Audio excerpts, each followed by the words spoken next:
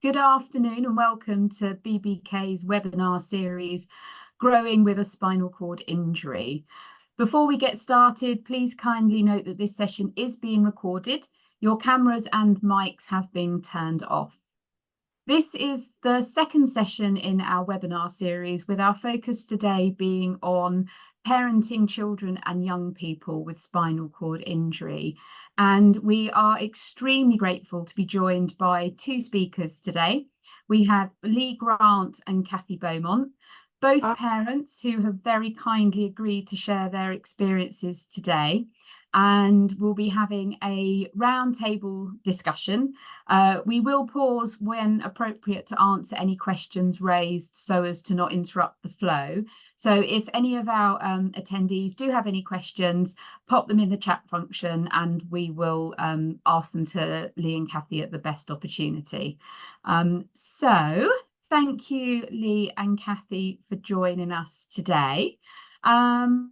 Kathy, did you want to start by maybe doing a little introduction about yourself and telling us all about your lovely daughter, Ella? Yes, I can start and then Lee can take over kindly. Hi, my name's Kathy and I have a daughter, Ella, who is now 28, nearly 29.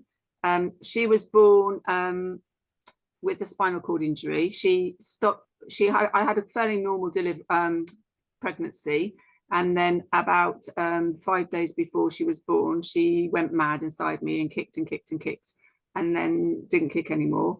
And none of us knew what had happened. They didn't really panic particularly in the hospital, but then when she was born, she didn't move her arms or her legs, and her head was jammed right back.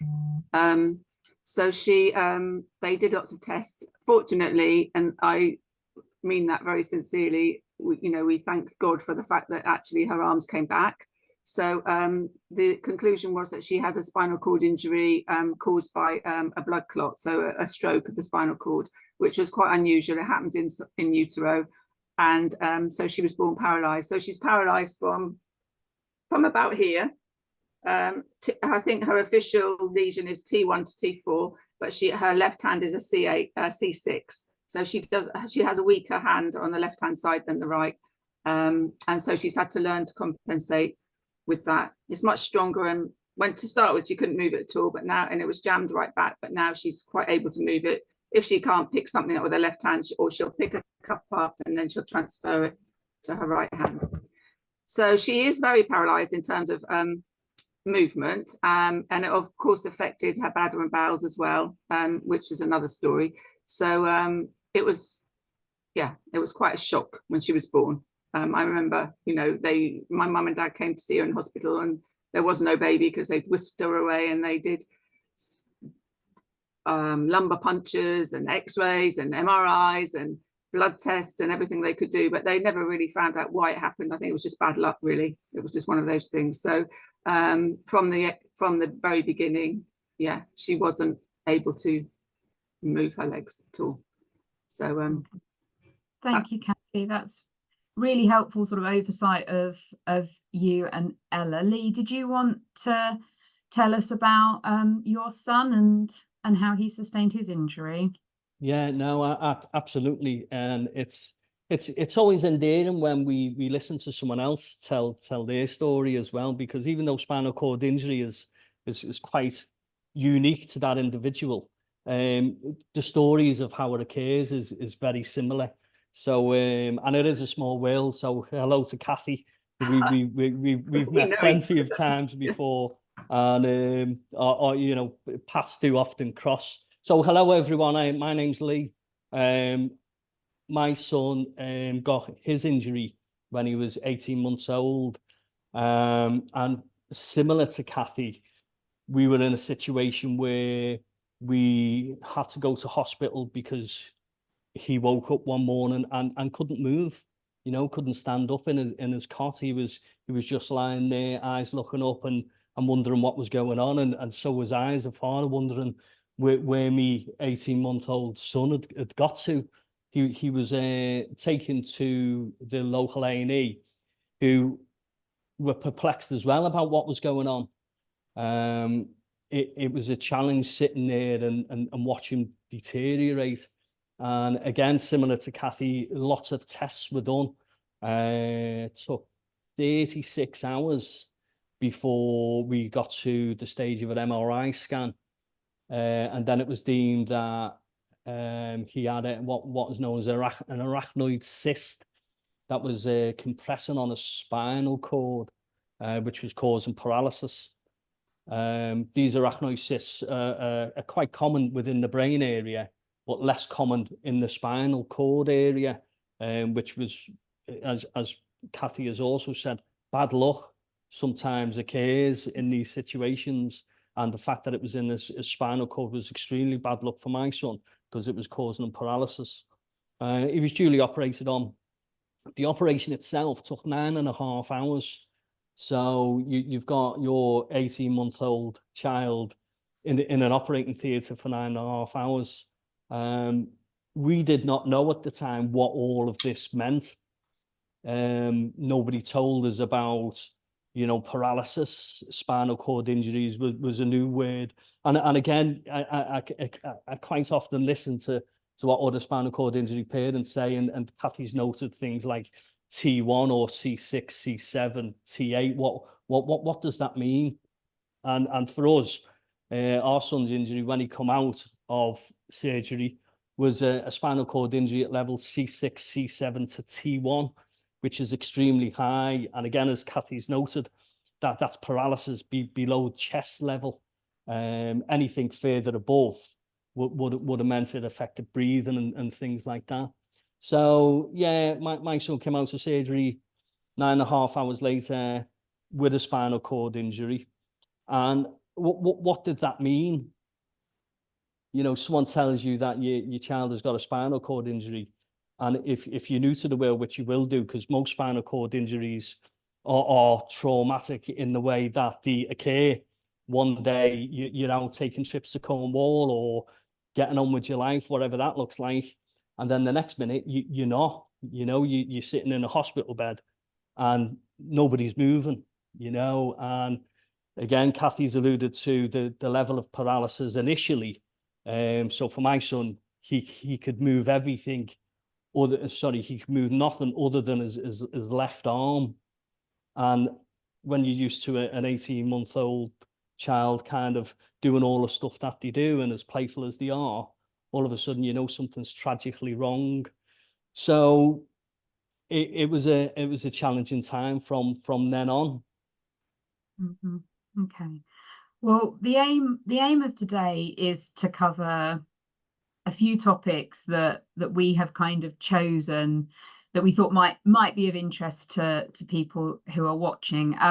The first one actually leads on from what you were saying, Lee. So the first topic we wanted to have a chat about was what we've deemed parental anxiety. So I myself am a parent. I think all parents live in a constant state of some level of anxiety about our children.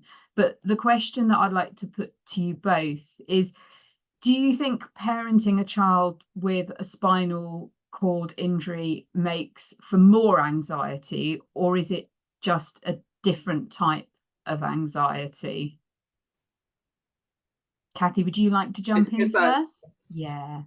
Well, what I should have also said is that Ella's the youngest of 3. So I've got 2 older daughters. So she's one of 3 girls, which I think for us is quite relevant because she was the 3rd. And I think for Ella, that's probably being the making of her, really, because she arrived as part of a family. She arrived in the chaos of 2 other, one was 5 and one was 2.5. And then along came Ella. So my mantra was, the world doesn't revolve around you, because it couldn't revolve around her because I had 2 others. Yes, I think in answer to your question, there is more anxiety, definitely, with a spinal cord injury. There's so many things that you worry about all the time and still do as a parent. I think you're forever, wherever you go that's anywhere new, you're surveying how would Ella cope here, what would she do here, and you want to fix everything as a parent anyway, I think, for any of your children, and you can't fix it. And that's quite hard to come to terms with, I think. Quite hard to come to terms with for all of the family, not just me or my husband or, you know, grandparents. I think they were devastated. We were all devastated, if we're honest, but you can't dwell on that because you've got a family that's here and getting on with it, and you have to get on with it. So yeah, it was difficult, but equally I think the other two made it less difficult because everybody was swept along with the whole business of looking after all three of them, and she was just one of them. So yeah, there were lots of challenges. I mean, I don't know whether you want me to talk about that now or whether you want to come back to some of those later. Well, shall we, let's go to Lee. So Yeah. Lee, it'd be good to maybe get your input as to your experiences and whether you think you know, whether you do feel anxious, whether you think maybe you're more anxious than other parents. Tell us what you think. Oh, absolutely, Victoria. I mean, anxiety, what is anxiety these days? Do you know, I think in today's world, most people are anxious about different things, aren't they? Do you know, I think the level of anxiety in general in the world is generally medium to high. When you think about parental anxiety and how does that relate to then a child with a spinal cord injury? I've already kind of referenced what you go through just in them very early stages. And again, you know, Kathy's alluded to it, and you'll have to excuse us because as a spinal cord injury parent, you know, I've been on this journey now, coming up for 8 years, and Kathy, bless her, a lot longer than me. She's definitely got the t-shirt, the hoodie, the socks, and everything that goes with that journey. So, you know, we can come across as quite resilient and stoic, you know, and that's a resilience that you kind of build up over time, because as the average parent, of course, you're anxious about your child. I remember when my son first joined kiddie kicks, and he was always ahead of himself when it came to walking and things like that. And I remember being anxious about, you know, him joining kiddie kicks because all the boys were a lot bigger than him, you know, but it's in me blood, football, and I wanted him to do it, and I'm there on the lines, and I've got that general parental anxiety. But then when you go through something as traumatic as being involved in the medical system, I call it, so from that first attendance at an A&E and the trauma of going through 36 hours of watching your child lose stuff medically, do you know, and then a 9.5-hour operation, and this wasn't going to be his first and last. Do you know, from that he's had another 3 operations because sadly the cyst kept reoccurring, and that's 3 sets of additional anxiety about, you know, what's he going to come out like, you know, after these operations. I think same. I'd say the same. Really sorry to interrupt you, Lee, but yeah, Ella's had a couple of very big operations, and it is like, yeah, it's absolutely. Do you know, and you know, when I do give certain talks, I call it the never-ending story, because, you know, we become anxious about certain things, whether it's, you know, a speech we've got to give. I mean, before I spoke today, I got a little bit anxious, if I'm honest with you. I always do when I'm speaking, because my levels of anxiety are always high. So things like this kind of tip me over the edge.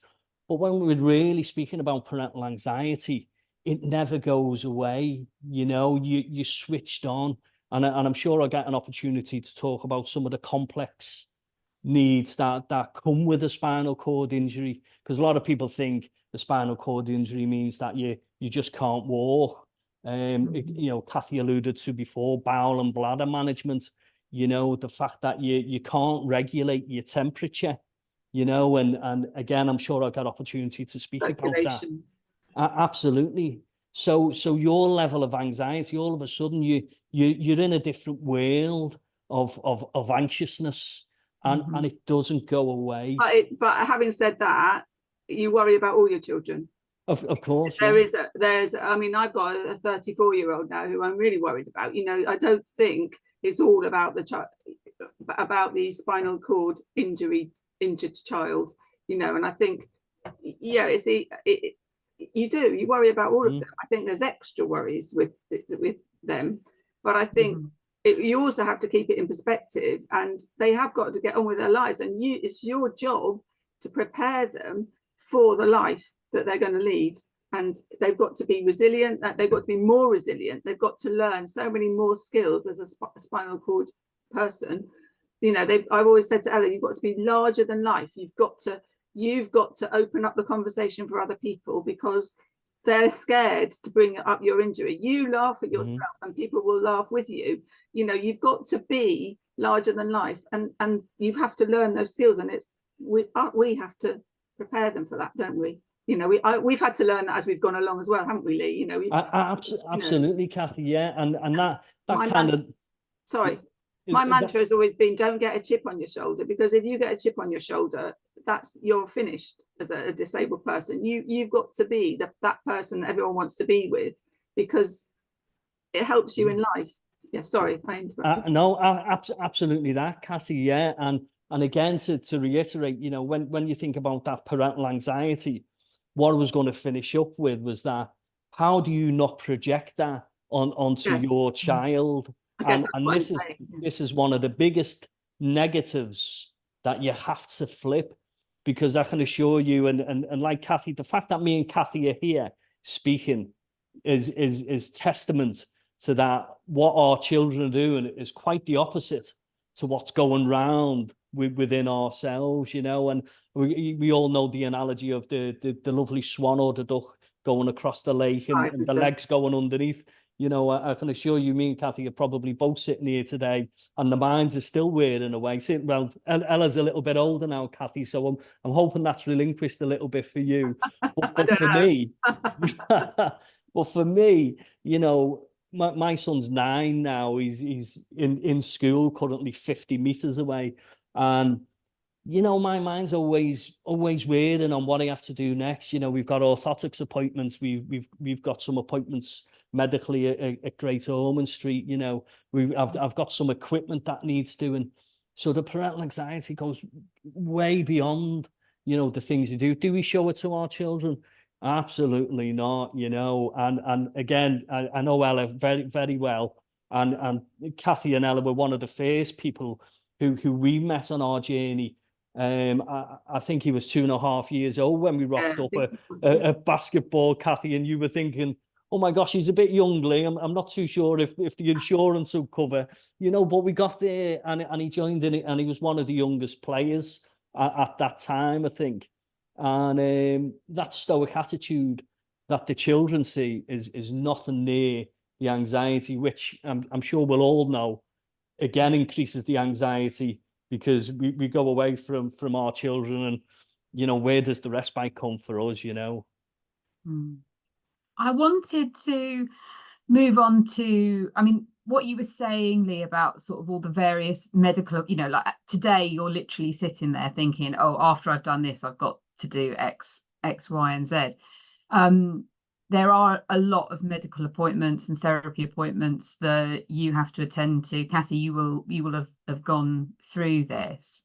One of the things I'm interested in sort of getting your perspective on is, do you feel like when you go to these sort of appointments and you're having these appointments, do you think that the hospital system sort of understands properly maybe how much you're going through, how much pressure all of this puts on you as parents, on family life?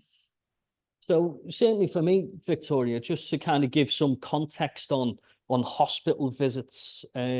So when my son was first injured, we spent just over 8.5 weeks in an acute hospital situation.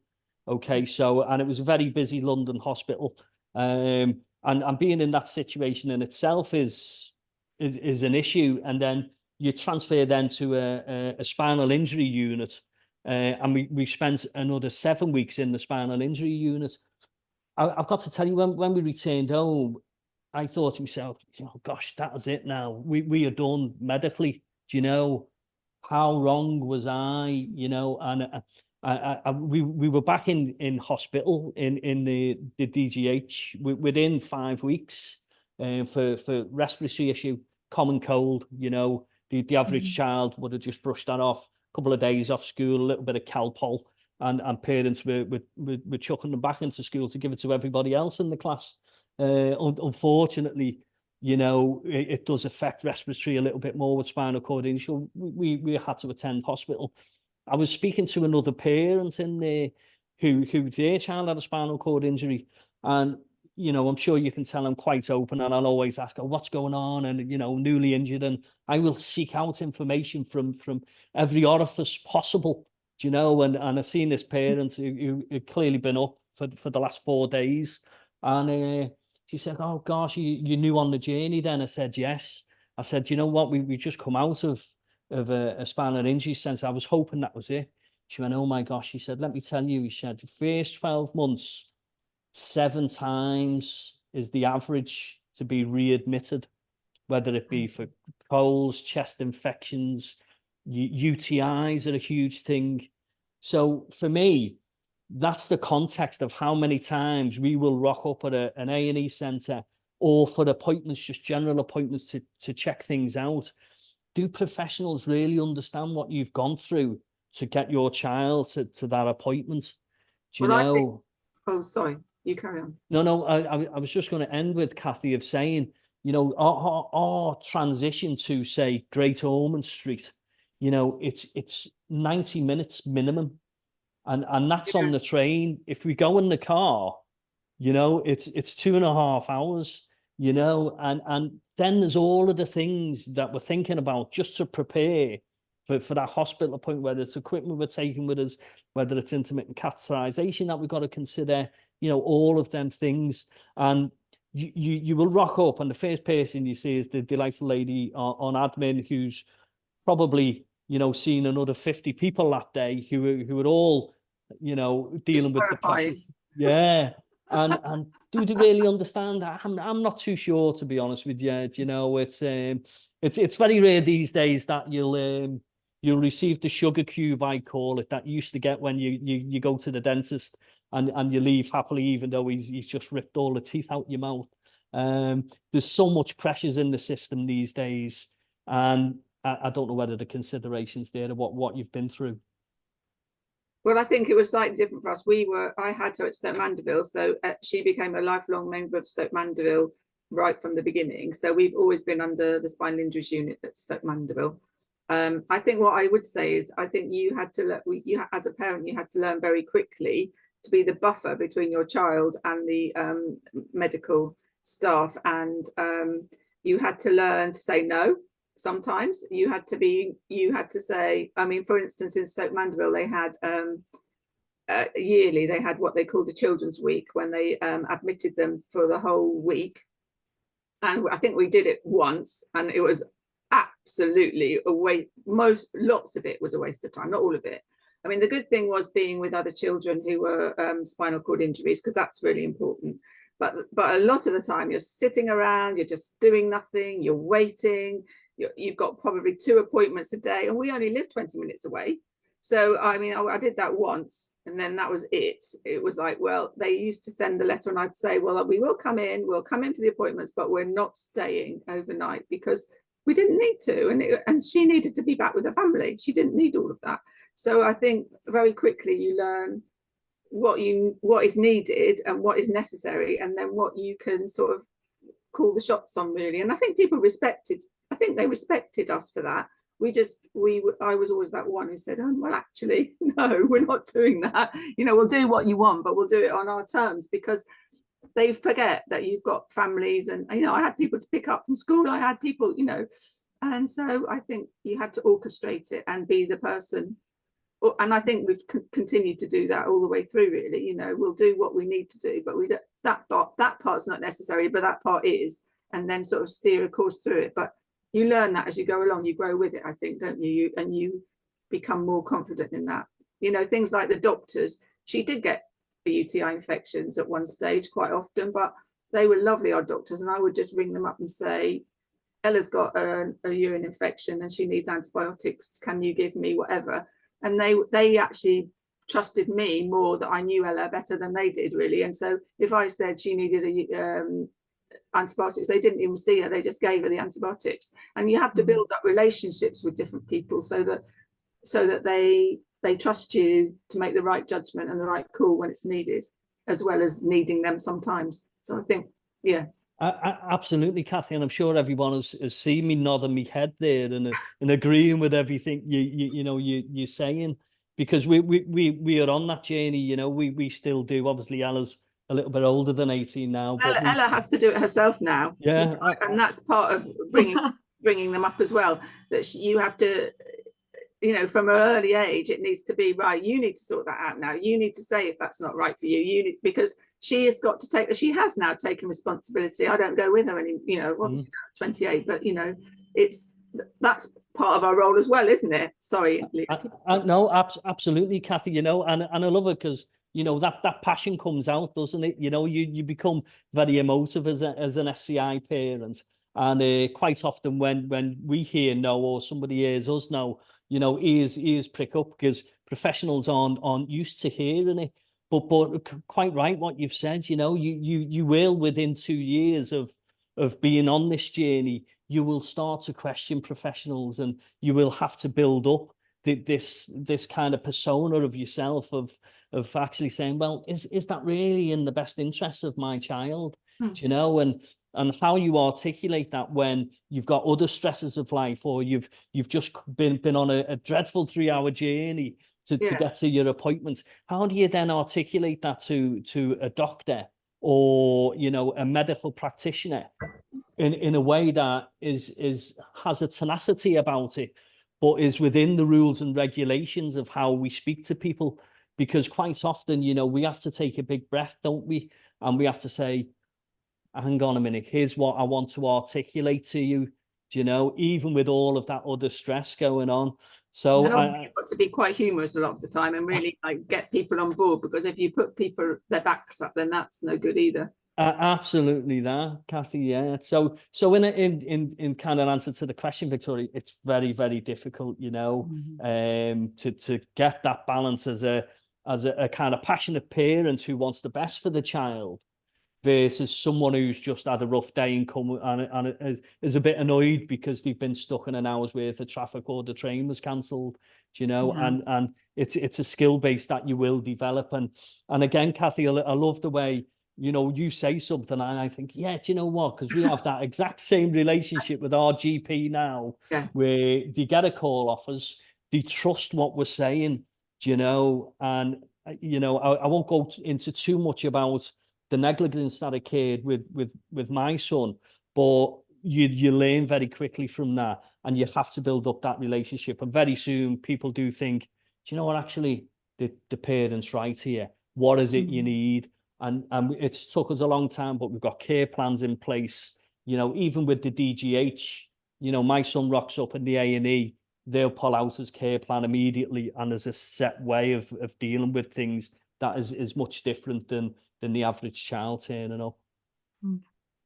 I think it's worth just kind of highlighting for those people who are attending who maybe have never given it consideration. Obviously, Kathy, you were quite local to Stoke Mandeville. I've spoken to parents who have to travel in excess of 5 or 6 hours to get from their home destination to Stoke Mandeville. And then, as you say, Kathy, if you're then expected to spend a week there sometimes, you know, as a parent, as a working parent, all of this is a sort of, you know, you have to find that time. You've got parents using their annual leave to cover that. And also, I spoke to a parent recently who felt really quite guilty about the fact that in order to take one child to Stoke Mandeville, they were having to make arrangements for their other children to be looked after by someone else. So it can put a huge pressure, the way that I see it, on sort of family units. So I wondered whether both of you were happy to speak about maybe some of the pressures, you know, if that had happened for you, whether sort of, you know, coping with life with a child with a spinal cord injury had an impact on your relationships. well, I think what was hard was giving equal amount of time to the, well, you would never going to give it an equal amount of time to your other children, but making sure that your other children had the time that they, you know, should have. As a mother, you're splitting yourself 3 ways and with your husband as well. So it was quite tricky juggling all of that, you know, and yeah, so we did it did put a strain on us. It really did, I think. But I think we both sang always from the same song sheet, and we just worked together as a team. And I think the whole family actually worked together as a team. And I think that the other 2 girls, when I look back on it, I was saying to them the other day that I think they had to sort of they must have been affected by having a sister up with a spinal cord injury, and I think that they've grown up as very lovely people because of it.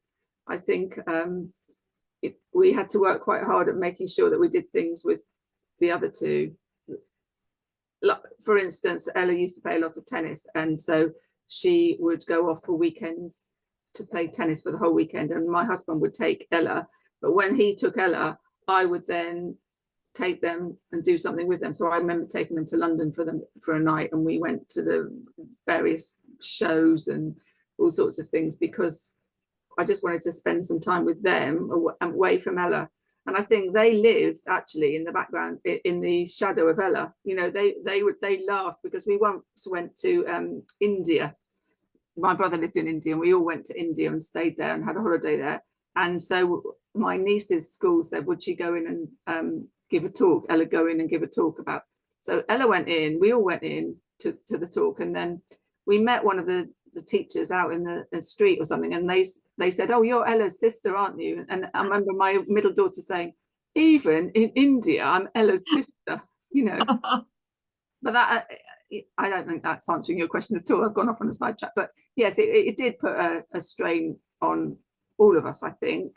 But equally, I think, as I've said before, I think they were the making of her, the other 2, because they were tough love. You know, I remember her saying, you know, well, will you pick that up from the floor for me? And one of them just saying, well, pick it up yourself. You know, it's just like, no, you just do it. And so the expectations were that she would do everything, because that's what we expected of her, really. But I think it comes at a price, really. I think you do, you know, it takes more effort from all of you. Therefore, I think, you know, I don't think we saw each other, my husband and I, for, you know, it felt like it was weeks on end, because we were all off doing different things. So yes, I think it does put a strain on you, but I think we seem to get through it, fortunately. Thank you, Kathy. Lee, what would you like to talk about your experiences? Yeah, absolutely. And just to echo again, Kathy, everything you're saying, you know, it really is there. And I just wanted to give a little context to people as well in regards to the mentioning of Stoke Mandeville, and in relation to kind of what's available for support, shall I call it. And I'll be honest with you, I'm going to use that word support very, very loosely. Kathy, just to let you know, nothing's changed either. You know, you still go up there for that week and you're sitting around for 99.9% of the time.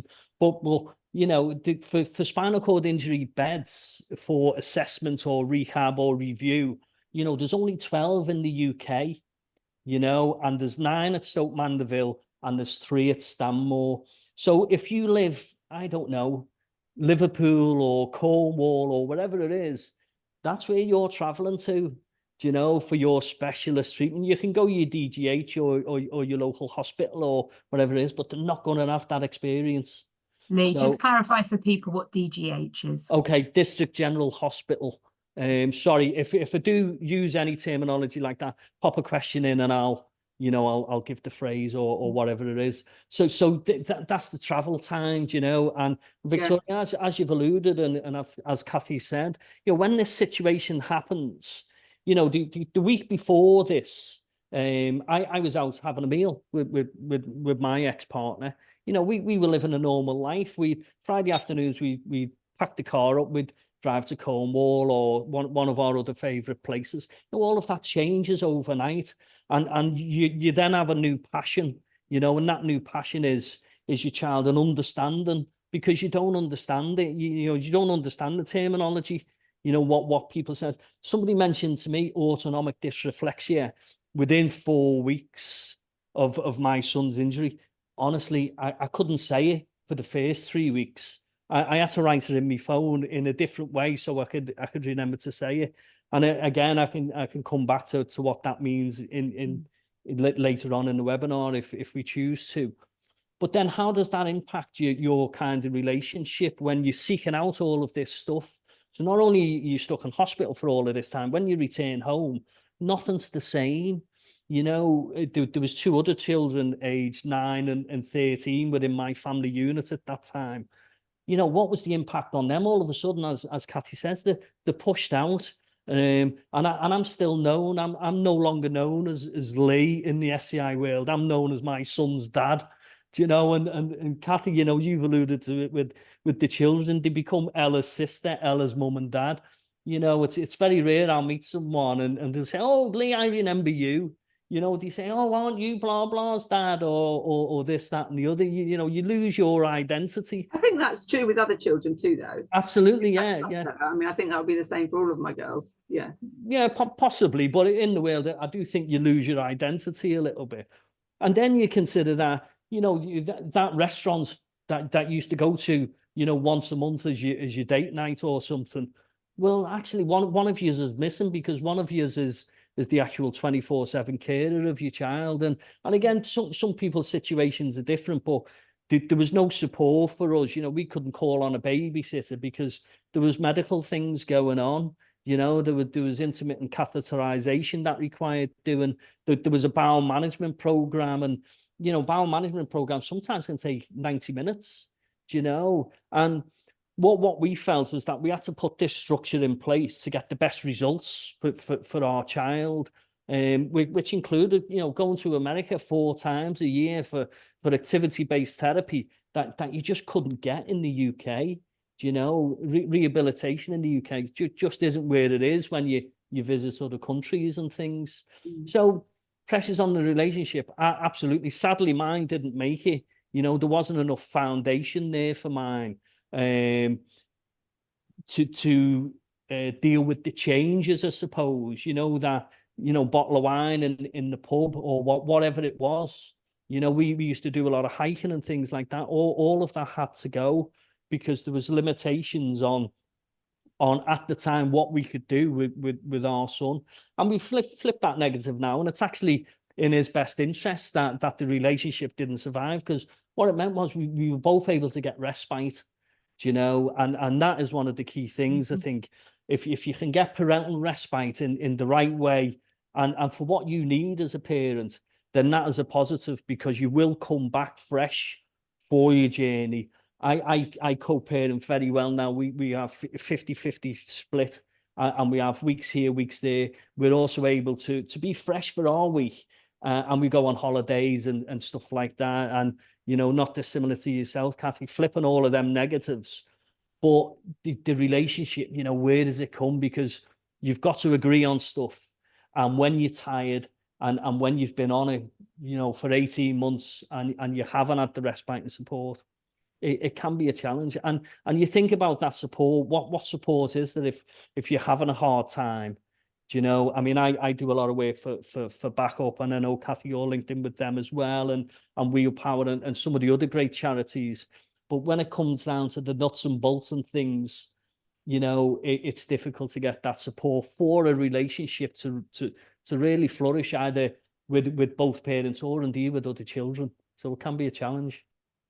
I think just to finish that, I think we did have support. We had family who were my parents, brilliant. My mum and dad. My mum learnt to catheterize Ella because we did intermittent catheterization under where you wee from to start with, but then she had a metrophonoff, which is another story. But and my brother learnt to catheterize her when she went to school. Her best friend's mum learnt to catheterize her. So that for me, the driving force was she needed to live the life that the other 2 girls were living as far as she possibly could. And so she went for sleepovers because this friend's mum learned to catheterize her. My mum and dad had her overnight. So we were lucky to have people in our lives who did support us and support Ella to make her life as normal as possible, really. Yeah. And that's sorry, Victoria, if we can just say that is absolutely a key thing, is that support network around you, you know, and as Kathy said, you know, the outcomes can be very different without it. I always say to her friends, Mum, you know, you don't know what a difference you made to her being normal, you know, her life, really, you know, all the way through. She's had people who helped her be normal, yeah, and live a normal life, in inverted commas, obviously. Well, Kathy, you have actually provided the perfect segue into the next topic, because you mentioned school. Yeah. And that was one of the things that we also had on our list. And Kathy, Ella actually spoke in our last session about some of her experiences at school, focusing on physical activity and PE. And she spoke really positively about her primary school, and that they made lots of adaptations for her and they were very inclusive.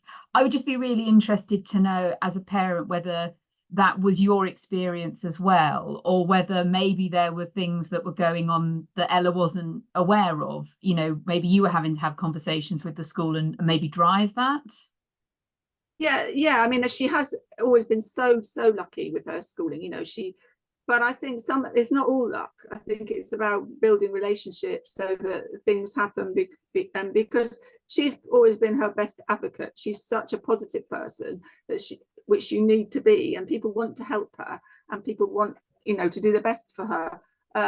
But yeah, I think there were things they were amazing and they listened, which was a really important thing. You know, we built up a very good relationship with them very early on, and they would listen. And if I said, that's great, there was a good example, sports day.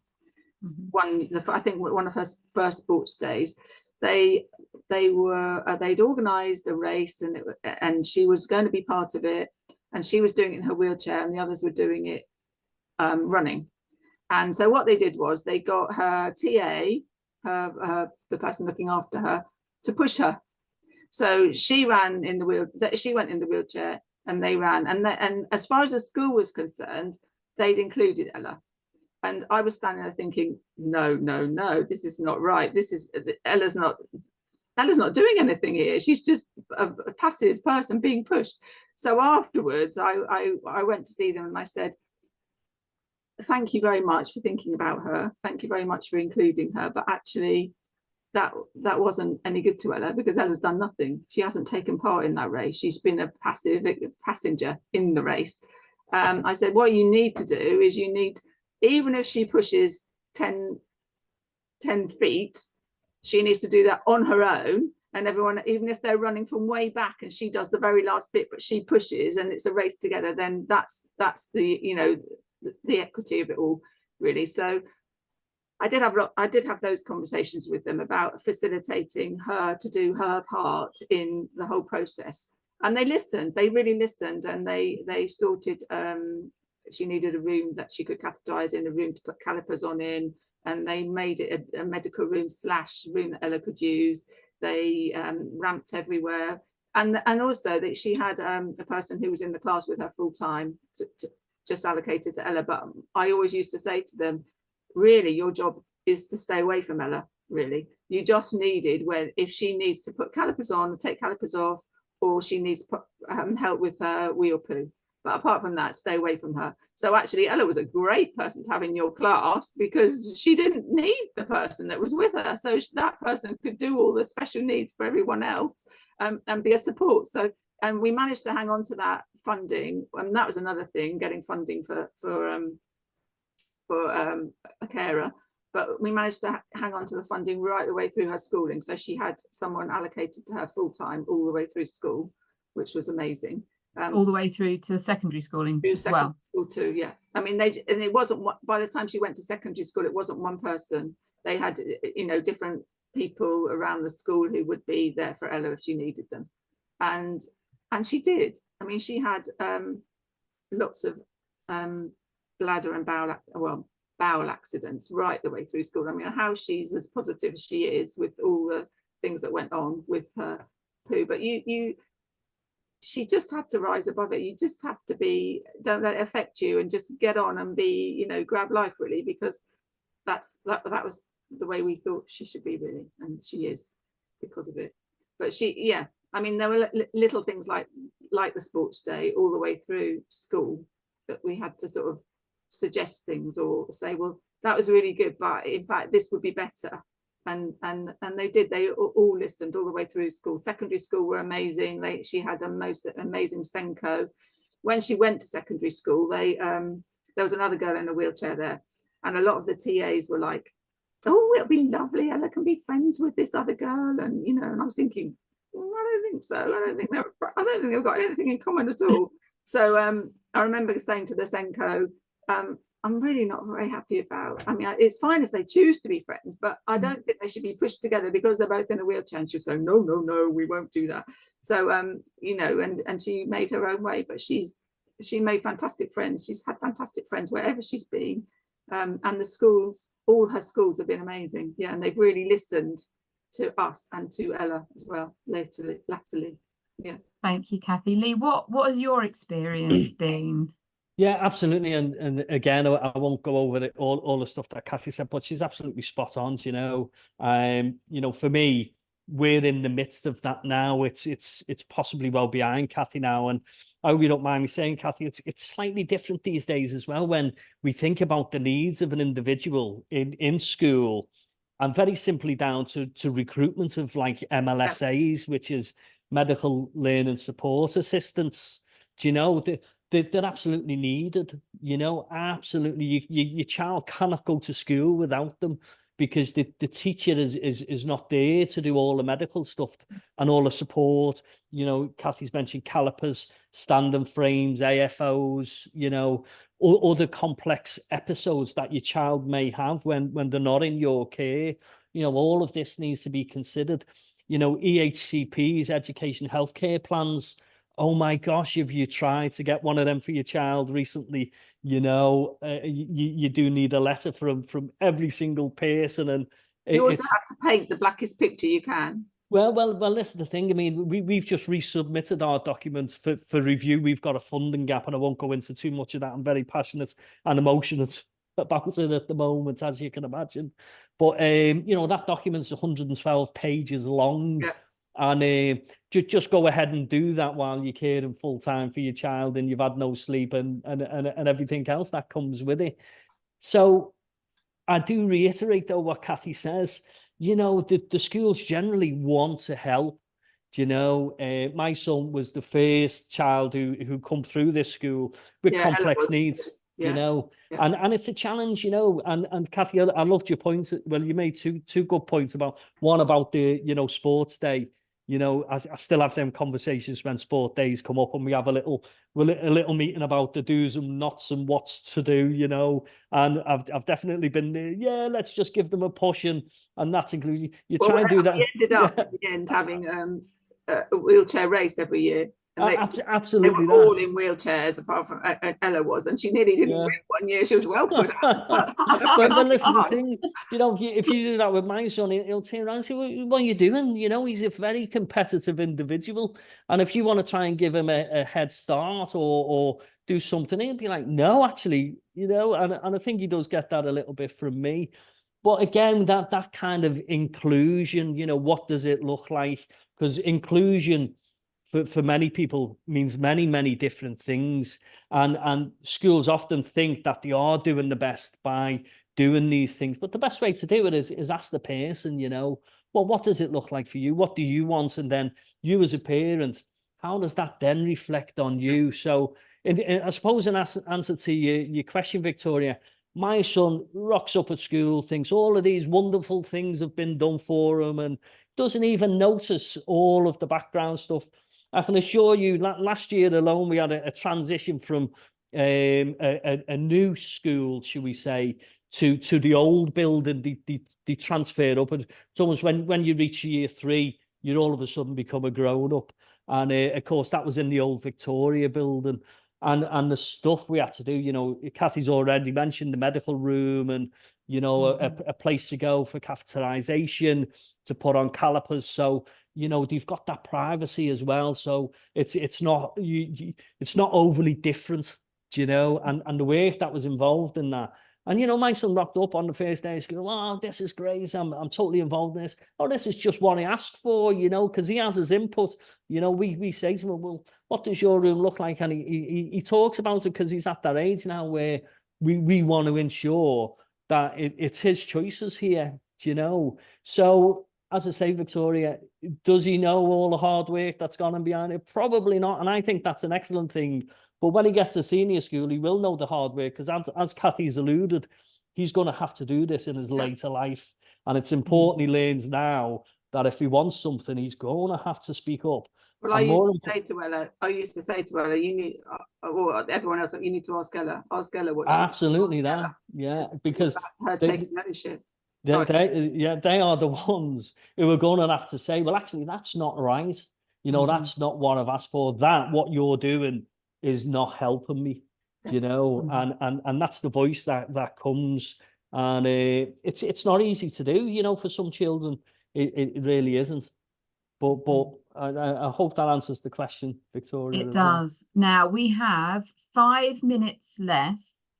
So I think we can just about squeeze in one more topic, but just be mindful that we are coming to the end. And the topic I wanted to just have a chat about is, I mean, I've sort of labelled it in my notes as not just a parent.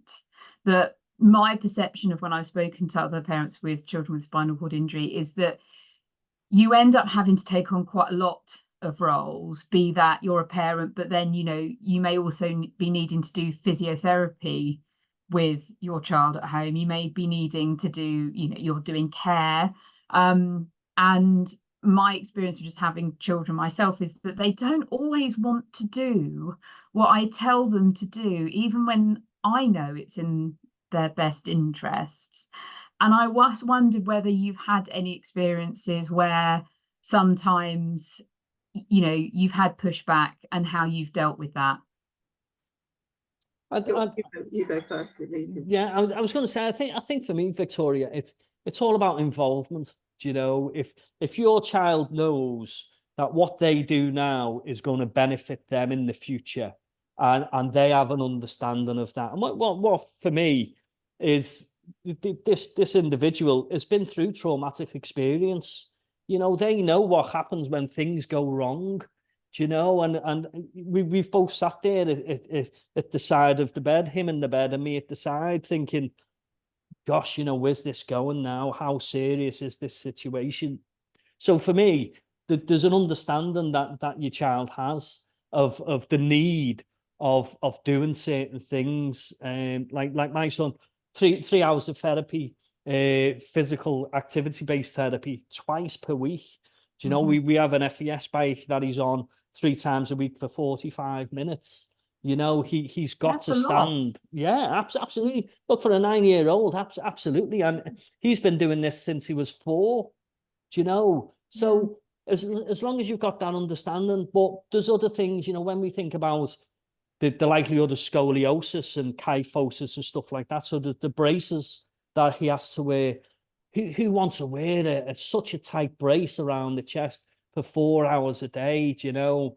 So we have to have a little bit of leniency, but we've also got to... wore it all the time. She wore it all the time. It wasn't just 4 hours a day. Yeah, and it's good. She had to have she had to have rods put in. Absolutely, Kathy. And I'm sure, you know, we will get there with my son as well. He's only 9. And as we know, with the growth spurts and stuff, you know, it's highly likely he will get scoliosis, and there'll be operations, probably not dissimilar to Ella, Kathy, as we know. So it's that negotiation and an understanding. It's a challenge, but you've got to do it with fun, haven't you? You know, you're tired, you're everything else. And I go back to that anxiety that I spoke to about parental anxiety. You know, you've got to switch on to the needs of your child, and you've got to switch all of that off. You know, but you've also got to balance it with fun. Absolutely, Kathy, exactly that. You've got to leave all of them problems on the problem tree and then get into your child zone, you know, and it's not easy, but you do it, you know, and you know, you can't think too far ahead. You've got to live in that moment and really use your encouragement tools. Well, yeah, I mean, I think you're right, Lee. I think that's good. I think for me, it will also be that you need to be honest with them. Always honest. I think all the way through, Ella's trusted us to tell her the truth and be honest. And sometimes the truth is really hard to hear, but you've still got to hear it because she knows that we will tell her the truth, whatever.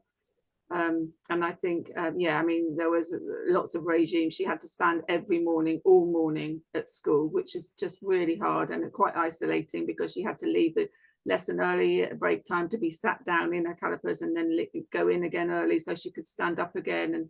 And you know, when you're standing, you're not with everyone else in the class and you're not in assembly with everyone else. All of that's quite isolating, I think. And that was quite a hard thing as a parent to cope with, the fact that you could, you know, I remember going up to school one day and seeing her on the playing field in the middle of the field on her own because all her friends had been with her and then they all ran off and there she is, marooned in the middle of the, and those are the heartbreaking moments, I think. But, you know, you can't let that get to you because ultimately you've got to, she can't know that that's got to you. You've just got to, you know, pick yourself up and off we go and let's have a good time and all of that kind of thing. But yeah, I think there were times when she, yeah, definitely didn't want to do things. And we had a standing frame at home, but she didn't want to stand. But we did have to push that she did. It helped actually because Stoke Mandeville were their expectations are very high.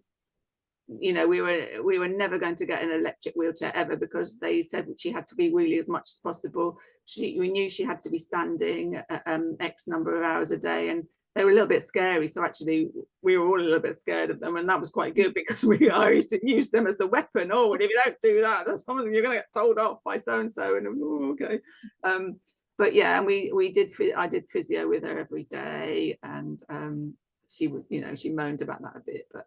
Yeah, I mean, she doesn't stand now. It's and I have to let it all go now because it's her choice. You know, well, she's grown up now. You've done your, yeah. You got her there. You know, and when she wore a brace all day, every day, every minute that she was sitting up, she wore a leather brace. But you know, it didn't do any good. But actually, the surgeon said you couldn't have done any more. You know, you've done everything you could, and gravity's taken over really. So you just have to. Accept things sometimes, don't you, as they are. Really do your best, I think, isn't it? Well, we have sadly, because I did have other topics, but I knew it was always going to be, we were always going to be pushed for time. We have reached the end. So I just wanted to say a huge thank you, Lee and Kathy, for being so open, for talking about your experiences. I'm sure everybody who joined us and anybody who then later watches this recording will gain a lot from it. For those who are listening, we have another session planned next week. We will be joined by Steve Brooks, who is the Mental Health and Wellbeing Coordinator from the Spinal Injuries Association, looking at mental health and children with spinal cord injury. So it just leaves me to say thank you again, Kathy and Lee, for joining us, and goodbye, everybody.